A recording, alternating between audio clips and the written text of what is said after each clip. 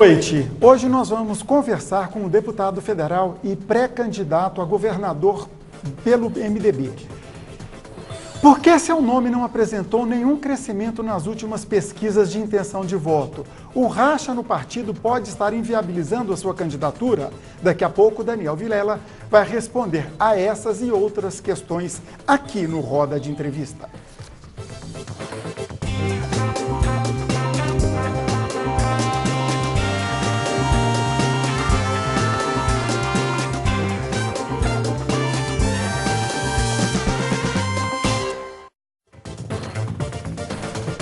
Está no ar o Roda de Entrevista, o seu programa semanal. O convidado especial de hoje é o deputado federal e pré-candidato a governador de Goiás, Daniel Vilela. Ele que é filho de Maguito Vilela e herdou do pai o legado político e é quase que um candidato natural do MDB. Ele vai conversar com a gente sobre o cenário que se desenha em Goiás e no Brasil com a proximidade do processo eleitoral. Comigo para essa entrevista os colegas Vacil Oliveira da Sagres 730 AM. Vacil, muito boa noite, muito obrigado por ter aceito o convite. Boa noite, eu que agradeço o convite. E Marcos Carreiro do Jornal Popular. Marcos, também muito obrigado, é um prazer tê-lo aqui. Boa noite, obrigado pelo convite. E é lógico, participa da entrevista você também telespectador, você internauta, você ouvinte da Rádio Brasil Central AM e FM, que estão em cadeia com a gente, além da TV Assembleia e do Jornal Diário de Goiás e também pelo Facebook aqui da TV Brasil Central. Deputado Daniel Vilela, boa noite, um prazer tê-lo aqui com a gente, muito obrigado por ter aceito o convite da produção. Boa noite, Enzo, boa noite, Vacil, boa noite, Marcos, boa noite a todos os telespectadores da Nova TBC, um prazer estar aqui com vocês e os meus cumprimentos já pela essa emissora que avançou tanto, se modernizou e tem levado a boa informação a todos os goianos. Já que o senhor falou da TV Brasil Central, dessa modernidade que nós estamos passando aqui, é fato, faça uma primeira pergunta. O senhor sendo eleito governador de Goiás, essa linha editorial de independência aqui da TV Brasil Central seria mantida? Sem dúvida, eu acredito que ela tem uma finalidade social. A televisão pública, ela precisa fazer com que você tenha aí aqueles que assistem, aqueles que a utilizam, tenham também utilidades sociais em relação à sua funcionalidade. Nesse sentido, nós entendemos e acreditamos que a Nova TBC tem desempenhado um papel importante de informação, de levar conhecimento aos goianos e pretendemos, sem dúvida nenhuma, manter não só a linha editorial, mas manter esses avanços e estar sempre fazendo com que a televisão tenha aí uma repercussão também social em todo o nosso estado. Bom, antes de passar para os colegas, vamos à primeira pergunta política. Eu venho de um fato novo, a pesquisa SERPES, divulgada agora recentemente, que aponta a permanência de Ronaldo Caiado em primeiro lugar com 38%. O governador José Hélito, 10%, e o senhor aparece em terceiro com 5,6% de preferência do eleitorado. Comparado com a pesquisa anterior, o governador José Hélito ultrapassou. Isso o preocupa? Não, primeiro que existe pesquisa para todo gosto e para todo cliente, né? Nós, inclusive, vimos outros números aí de outros institutos que foram divulgados durante essa semana, mas que, na verdade, refletem muito mais um momento de conhecimento dos candidatos. Eu tenho aí, inclusive pela própria pesquisa SERPES, o menor nível de rejeição e tenho também o menor grau de conhecimento da população. Nunca me candidatei a nenhum cargo majoritário.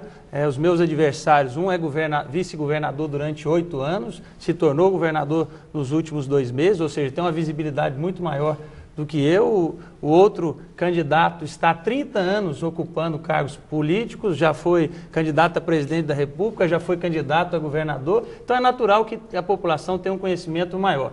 O que nos deixa bastante otimista e motivado é porque a gente tem observado, através de pesquisas qualitativas e de um sentimento popular que nos fala aí todos os dias, percorrendo o Estado, por um desejo de renovação no nosso Estado. Depois de 20 anos do mesmo grupo político administrando Goiás, chegou a hora de Goiás viver uma renovação profunda das práticas políticas, das práticas administrativas, e isso está cristalizado no sentimento dos goianos. E nesse sentido nós estamos construindo um novo projeto para ser apresentado no momento eleitoral, que possa inovar nas nossas práticas de gestão, nas práticas administrativas, para que a gente possa inovar nas práticas políticas, e eu tenho certeza que essa será uma eleição conceitual. E nesse sentido nós temos aí uma motivação, um entusiasmo muito grande de sermos bem-sucedidos. Pesquisa nesse momento não nos preocupa, porque nós temos a convicção de que o nosso projeto será vencedor em outubro nas urnas. Deputado, mas vai dar tempo, numa campanha tão curta como essa desse ano, do senhor se tornar conhecido a ponto de crescer nas pesquisas e, enfim, chegar no segundo turno e até vencer as eleições? Você acredita nisso? Acredito, até porque o histórico das eleições demonstra o seguinte: nós tínhamos 3 meses de eleição. A população ficava totalmente dispersa nos 2 primeiros meses. Todas as viradas, aliás, em Goiás, nas últimas, desde 94, todas as eleições estaduais foram de viradas. Quem esteve na frente nas pesquisas acabou perdendo a eleição.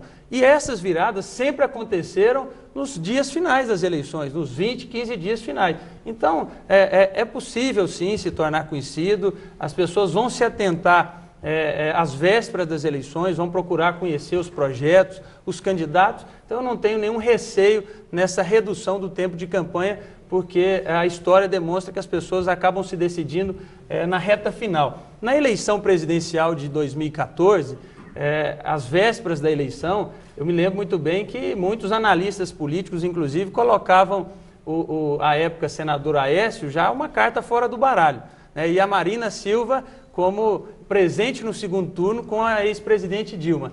E existe até uma pesquisa que coloca que o senador Aécio, né, à época candidato a presidente, cresceu 15 pontos em 24 horas, né? E a Marina foi o inverso, acabou ficando de fora do segundo turno. Então, mas tem que ter fato novo para isso acontecer, né? Não é fato novo, é a campanha, a exposição dos candidatos, do seu projeto, daquilo que pensa, daquilo que está se comprometendo para o futuro. No caso aqui, o futuro do nosso Estado. É isso que faz movimentar o quadro político durante o processo eleitoral. Agora, deputado, junto com a pesquisa, com os números mostram, tem também um outro fator que influencia, que é a articulação, que é a reunião, a motivação. E as pesquisas acabam produzindo um efeito negativo nessa mobilização. E o que parece nesse momento é que não há essa mobilização, junto com as pesquisas que mostram o senhor em desvantagem, também não há os fatos novos e não há movimentação, não há articulação, não há apresentação de novas alianças. Então, nada que acrescente, que faça perceber um movimento de crescimento. Bom, Vacil, primeiro, eu quero reforçar o seguinte, né, o que eu disse. Primeiro que tem pesquisa para todo gosto e para todo cliente.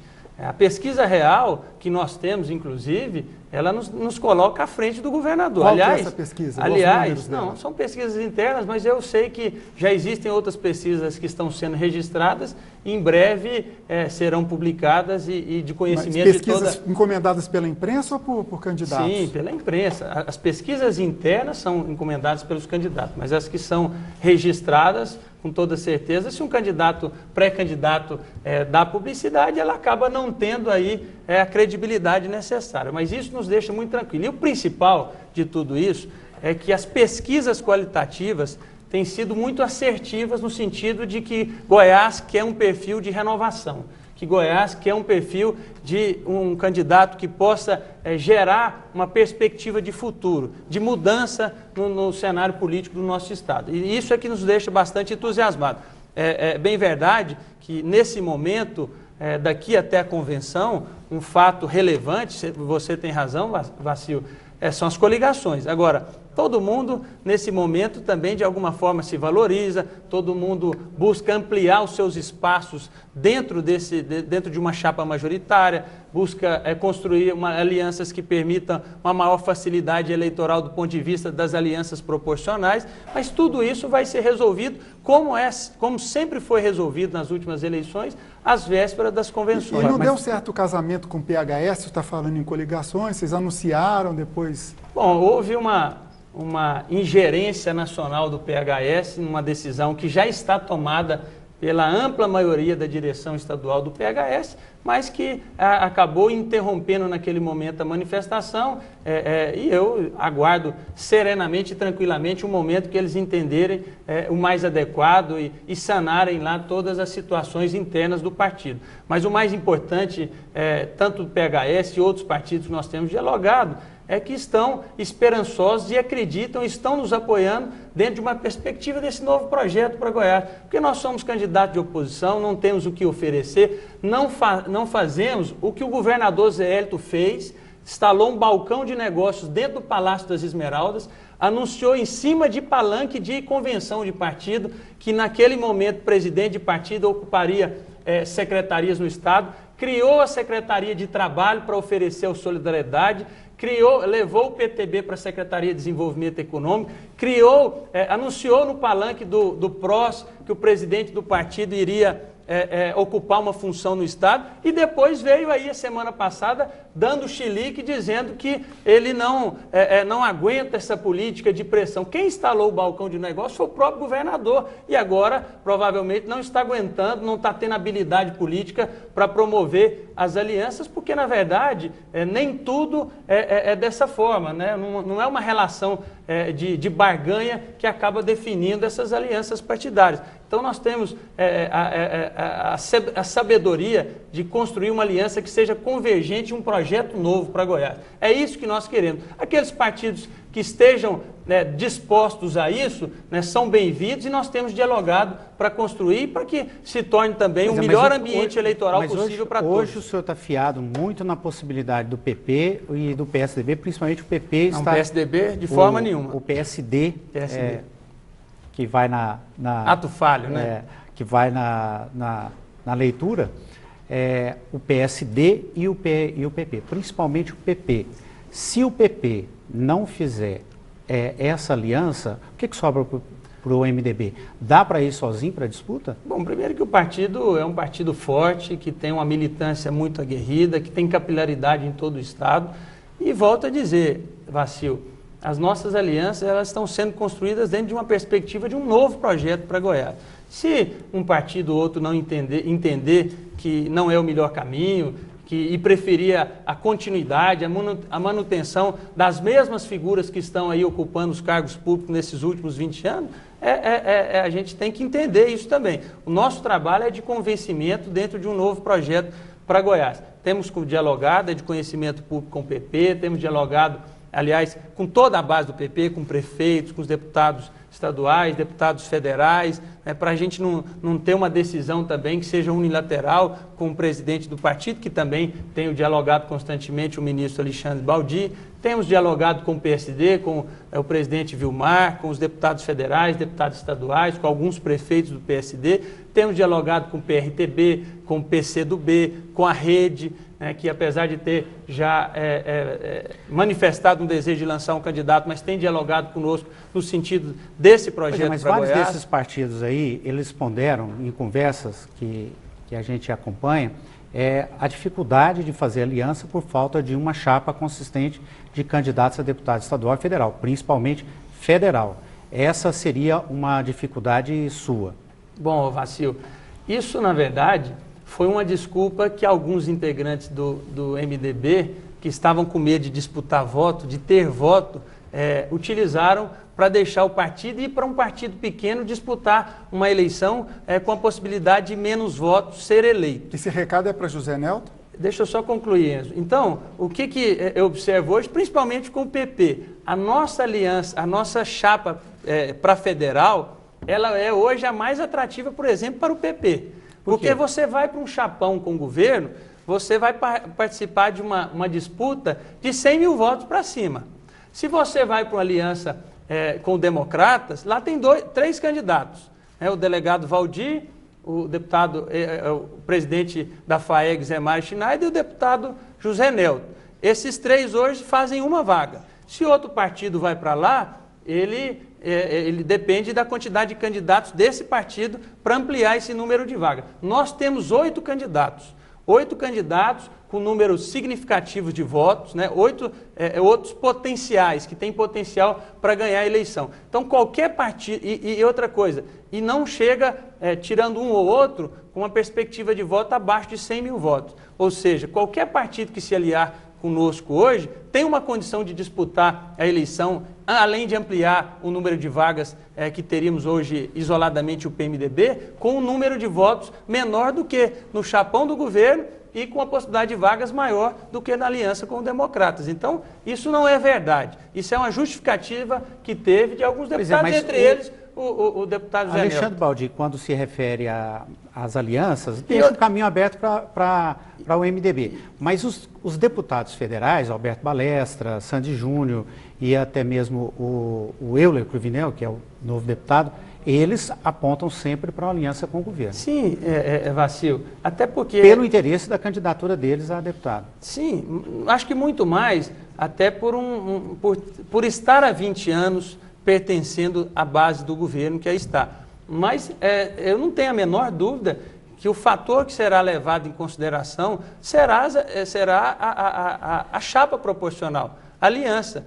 Não adianta você ter afinidades, estar numa aliança para federal que representa aí um grupo de 20 anos, mas que você não tenha condição de ganhar a eleição, que por uma razão ou outra você não vai alcançar um número de votos que seja suficiente para disputar com outros candidatos. Então isso é que no final acaba prevalecendo como decisão para os candidatos a deputado federal. Para estadual não tem tanto isso, que a grande maioria dos partidos tem a chapa completa, né? Ok, então vamos para o primeiro intervalo. Hoje o Roda de Entrevista conversa com o deputado federal e pré-candidato ao governo do estado de Goiás pelo MDB, Daniel Vilela. E no próximo bloco, telespectador, eu abro com perguntas suas. E você que não fez a sua, pode ligar 99673-4567. Voltamos já.